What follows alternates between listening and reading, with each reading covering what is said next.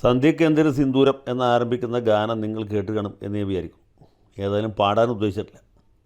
എൻ്റെ പാട്ട് അത്ര നല്ലതല്ല എന്ന് ഈ പരിപാടി കാണുന്ന പല ആളുകൾ പല സന്ദർഭങ്ങളിൽ ആവർത്തിച്ച് വ്യക്തമാക്കിയിട്ടുള്ള സാഹചര്യത്തിൽ അതിൽ പാട്ടിലെ വരികളാണ് പ്രധാനം, അല്ലാതെ സംഗീതമല്ല എന്നുള്ളതുകൊണ്ട് ഞാനിപ്പോൾ ഇവിടെ ആലപിക്കുന്നില്ല. പാട്ടിലെ വരികൾ എങ്ങനെയാണ്: സന്ധ്യയ്ക്ക് എന്തിന് സിന്ദൂരം, ചന്ദ്രികയ്ക്ക് എന്തിന് വൈഡൂര്യം, കാട്ടാറിന് എന്തിന് പാദസരം, എൻ കൺമണിക്ക് എന്തിന് ആഭരണം. ഇത് രാമു കാര്യമായിട്ട് സംവിധാനം ചെയ്ത മായ എന്ന സിനിമയിലാണെന്നാണ് എൻ്റെ ഓർമ്മ. അതിൻ്റെ കഥ നമ്മുടെ കെ സുരേന്ദ്രൻ്റെ പ്രസിദ്ധമായ ഒരു നോവലിനെ ആസ്പദമാക്കിയിട്ടാണ് ഈ സിനിമ എടുത്തിട്ടുള്ളത്. ഇത്തരം പറഞ്ഞെന്താ വെച്ചാൽ, ഈ കാട്ടാറൻ എന്തിന് പാദസരം എന്ന് ചോദിച്ച പോലെ, സന്ധ്യയ്ക്ക് എന്തിന് സിന്ദൂരം എന്ന് ചോദിക്കുന്ന പോലെ, ചാണ്ടി ഉമ്മൻ എന്തിനാണ് പരസ്യ പ്രചരണം എന്ന് നമുക്ക് എല്ലാവർക്കും ചോദിക്കാം. ചാണ്ടിക്കുഞ്ഞ് ഈ തെരഞ്ഞെടുപ്പിൽ മത്സരിക്കുന്നുണ്ട്. അദ്ദേഹം ഫ്ലെക്സ് അടിക്കുന്നില്ല, പോസ്റ്റർ അടിക്കുന്നില്ല, ബിഗ് നോട്ടീസ് അടിക്കുന്നില്ല, യാതൊരു തരത്തിലുള്ള പരസ്യ കോലാഹലവും നടത്താൻ ഉദ്ദേശിച്ചിട്ടില്ല. മൈക്ക് അനൗൺസ്മെൻറ്റ് നടത്താൻ സാധ്യതയില്ല. കാരണം ചാണ്ടി ഉമ്മൻ ആരാണെന്നുള്ളത് പുതുപ്പള്ളി മണ്ഡലത്തിലെ എല്ലാ ആളുകൾക്കും അറിയാം, വോട്ടർമാർക്കും അറിയാം, പക്ഷിമൃഗാദികൾക്ക് വരെ അറിയാം, വോട്ടർമാരല്ലാത്ത ആളുകൾക്കും അറിയാം, അന്യദേശ തൊഴിലാളികൾക്കും അറിയാം. പുതുപ്പള്ളിയുടെ പര്യായമായിരുന്ന ഉമ്മൻചാണ്ടി സാറിൻ്റെ ഏകപുത്രനാണ് ശ്രീ ചാണ്ടിക്കുഞ്ഞ് അഥവാ ചാണ്ടി ഉമ്മൻ. അപ്പോൾ ചാണ്ടി ഉമ്മന് പരസ്യത്തിൻ്റെ ആവശ്യമില്ല. പണ്ട് ഈ ശങ്കരാഭരണം എന്ന് പറഞ്ഞൊരു തെലുങ്ക് സിനിമ മലയാളത്തിൽ റിലീസായപ്പോൾ അതിന് പരസ്യമേ ഉണ്ടായിരുന്നില്ല. പരസ്യമില്ലാതെ 100 ദിവസം ആ സിനിമ കവിതാ തിയേറ്ററിൽ ഓടി. കവിതാ തിയേറ്ററിൽ ഒരു കൊല്ലം ഓടി, 100 ദിവസം തുടർച്ചയായിട്ട് ഓടി. അപ്പോഴാണ് ആളുകൾ പറഞ്ഞത്, ആനയ്ക്ക് എന്തിനാണ് അണ്ടർവെയർ, ശങ്കരാഭരണത്തിന് എന്തിനാണ് പരസ്യം എന്ന് ചോദിച്ച പോലെ ചാണ്ടി ഉമ്മൻ എന്തിനാണ് പരസ്യം, ചാണ്ടി ഉമ്മൻ എന്തിനാണ് ബിഗ് നോട്ടീസ്, ചാണ്ടി ഉമ്മൻ എന്തിനാണ് ഫ്ലെക്സ് ബോർഡ്. ചാണ്ടി ഉമ്മനെ എല്ലാ ആളുകൾക്കും അറിയാം, ചാണ്ടിക്കും എല്ലാവരും അറിയാം. ചാണ്ടി ആരാണെന്നും ആരുടെ മകനാണെന്നും എന്താണ് അദ്ദേഹത്തിൻ്റെ യോഗ്യതയെന്നും അതറിയാത്ത ഒരാൾ പുതുപ്പള്ളി മണ്ഡലത്തിലില്ല. അപ്പോൾ ചാണ്ടി വളരെ ബുദ്ധിപൂർവ്വമായൊരു തീരുമാനമാണ് കൈക്കൊണ്ടുള്ളത്. കാരണം അദ്ദേഹത്തെ എല്ലാവർക്കും അറിയാമെങ്കിൽ പിന്നെ പോസ്റ്റ് അടിക്കേണ്ട ആവശ്യമുണ്ട്. ചാണ്ടി ഉമ്മന് കൈപ്പത്തി അടയാളത്തിൽ വോട്ട് ചെയ്യുക എന്ന് പ്രത്യേകം എഴുതി വെക്കേണ്ട ആവശ്യമുണ്ടോ? ഒന്നും എഴുതാതെ തന്നെ ആളുകൾക്ക് അറിയാം ചാണ്ടി ഉമ്മൻ മത്സരിക്കുന്നുണ്ട്. അദ്ദേഹത്തിൻ്റെ ചിഹ്നം കൈപ്പത്തിയാണ്. തെരഞ്ഞെടുപ്പ് വരാൻ പോകുന്ന 9-ാം തീയതിയാണ്. അന്ന് എല്ലാവരും കുളിച്ച് കൂറി തൊട്ട് ഐശ്വര്യമായിട്ട് ആ പോളിംഗ് സ്റ്റേഷനിൽ ചെന്ന് ബാലറ്റ് യന്ത്രത്തിൽ വിരലമർത്തണം. എവിടെ നോക്കിയിട്ട്? കൈപ്പത്തി അടയാളത്തിൽ.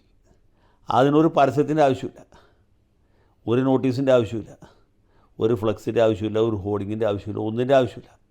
ചാണ്ടി ഉമ്മൻ എന്തിനാണ് പോസ്റ്റർ അടിക്കുക, അദ്ദേഹത്തിന് എന്തിനാണ് പോസ്റ്റർ? ഒരാവശ്യമില്ല. അപ്പോൾ ചാണ്ടിയെ പോലെയുള്ള സ്ഥാനാർത്ഥികൾക്ക് ചെയ്യാവുന്ന ഒരു കാര്യം ഇതാണ്. രമേശ് ചെന്നിത്തല അരിപ്പാട്ട് പോസ്റ്റർ അടിക്കേണ്ട ആവശ്യമുണ്ടോ?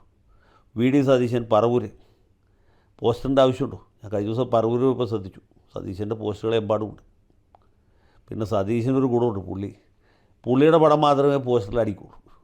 കരുണാകരൻ്റെയോ ആൻ്റണിയുടെയോ അല്ലെങ്കിൽ ചെന്നിത്തലയുടെയോ പാണക്കാട് തങ്ങളുടെ ഒരാളുടെ പടവും ഈ സതീശൻ്റെ പോസ്റ്ററിൽ ഉണ്ടാവില്ല. അഡ്വക്കേറ്റ് വി ഡി സതീശനെ വോട്ട് ചെയ്യുക എന്ന് പറഞ്ഞാൽ പുള്ളിയുടെ ഒരു പടം മാത്രമേ കാണൂ. അപ്പോൾ അതാണ് സതീശൻ സ്റ്റൈൽ.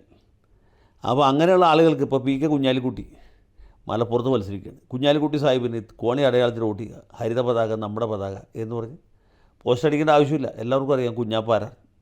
കുഞ്ഞാപ്പയ്ക്ക് വോട്ട് ചെയ്താലുള്ള മെച്ചം എന്താണ്?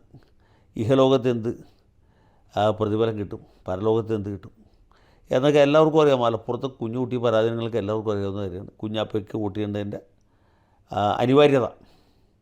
അപ്പോൾ അതുപോലെ തന്നെയാണ് ചാണ്ടിക്കുഞ്ഞ് പുതുപ്പള്ളി, സതീശൻ പറവൂരും ഒക്കെ. അപ്പോൾ ഇതേ മാതൃക മറ്റുള്ളവർക്കും പിന്തുടരാമെന്നാണ് ഞാൻ പറയാൻ വന്നത്. ഇപ്പോൾ ലീഗിൻ്റെ സമുന്നതരായ നേതാക്കന്മാർ അവർക്ക് പോസ്റ്റ് അടിക്കേണ്ട ആവശ്യമില്ല. അല്ലെങ്കിൽ മാർക്സിസ്റ്റ് പാർട്ടിയുടെ കണ്ണൂർ ജില്ലയിൽ മത്സരിക്കുന്ന സ്ഥാനാർത്ഥികൾ, മട്ടന്നൂരിലെ സ്ഥാനാർത്ഥി, കല്യാശ്ശേരിയിലെ സ്ഥാനാർത്ഥി, കണ്ണൂരിലെ സ്ഥാനാർത്ഥി, ഇവർക്കൊന്നും പോസ്റ്റ് അടിക്കേണ്ട ആവശ്യമില്ല. പിണറായി സഖാവിൻ്റെ കൈവപ്പുള്ള CPM സ്ഥാനാർത്ഥി സോ ആൻഡ് സോ എന്ന് പറഞ്ഞ് പോസ്റ്റ് അടിച്ചാൽ, അല്ലെങ്കിൽ ഒരു പത്രത്തോടൊപ്പമുള്ള ബിഗ് നോട്ടീസ് കൊടുത്താൽ മതി, അതിൻ്റെ ആവശ്യമുള്ളൂ. അപ്പോൾ ഏതായാലും വളരെ ബുദ്ധിപൂർവമായ അല്ലെങ്കിൽ വളരെ അഭിനന്ദന അർഹമായിട്ടുള്ള ഒരു തീരുമാനമെടുത്ത ഈ ചാണ്ടി ഉമ്മൻ എന്ന് പേരുള്ള ചാണ്ടി കുഞ്ഞിനെ നമ്മൾ അഭിനന്ദിക്കുന്നു. ഇദ്ദേഹത്തിൻ്റെ മാതൃക മറ്റ് കോൺഗ്രസ്സുകാരല്ലാത്ത മറ്റ് പാർട്ടിക്കാരും പിന്തുടരുകയാണെങ്കിൽ വളരെ നന്നായിരിക്കും എന്നുകൂടി എനിക്ക് അഭിപ്രായമുണ്ട്. ഇത് പറയുമ്പോൾ കഴിഞ്ഞ ദിവസം കണ്ടശങ്കടം എന്നൊരു സുഹൃത്ത് വിളിച്ചു പറഞ്ഞ കാര്യം കൂടി ഓർമ്മിപ്പിക്കാതെ അവസാനിപ്പിക്കാൻ പറ്റിയില്ല. അദ്ദേഹം പറയുന്നതനുസരിച്ചാണ് ഈ മണലൂർ മണ്ഡലത്തിൽ അവിടെ BJP സ്ഥാനാർത്ഥിയും മാർക്സിസ്റ്റ് സ്ഥാനാർത്ഥിയും പോസ്റ്റ് അടിച്ചിട്ടുണ്ട്. പക്ഷേ ഇവരെയൊക്കെ വെട്ടുന്ന ധൂർത്തും ആർഭാടവുമാണ് നമ്മുടെ സുഹൃത്ത് ടി എൻ പ്രതാപൻ നടത്തുന്നത്. പ്രതാപൻ്റെ പോസ്റ്ററുകൾ കൊണ്ടും ഫ്ലക്സ് ബോർഡുകൾ കൊണ്ടും വലിയ ഹോർഡിങ്ങുകൾ കൊണ്ടും ഈ മണലൂർ മണ്ഡലം ആകെ മുഖരിതമായിരിക്കുകയാണ് എന്നാണ് അദ്ദേഹം പറഞ്ഞത്. അപ്പോൾ ഇങ്ങനെയൊക്കെയുള്ള കാര്യങ്ങൾ ചെയ്യുമ്പോൾ സൂക്ഷിക്കണം. പ്രതിപക്ഷ പാർട്ടികൾ അല്ലെങ്കിൽ എതിർ പാർട്ടികൾ കാത്തിരിക്കുകയാണ് ഇയാളുടെ ഭാഗത്ത് എന്ത് ലാപ്സാണ് ഉണ്ടാകുന്നത്, എന്ത് വീഴ്ചയാണ് സംഭവിക്കുന്നത് എന്നറിയാൻ വേണ്ടി. അപ്പോൾ അതിനെയൊക്കെ കരുതിയിരിക്കണം. ഏതായാലും കൃത്യമായ മാതൃക കാണിച്ച എല്ലാ MLA-മാരെയും അഭിനന്ദിക്കുന്നു. ഇതുപോലെ തന്നെ വരും ദിവസങ്ങളിലും വരും വർഷങ്ങളിലും തുടരണം എന്ന് മാത്രം അഭ്യർത്ഥിക്കുന്നു. ലാൽ സലാം.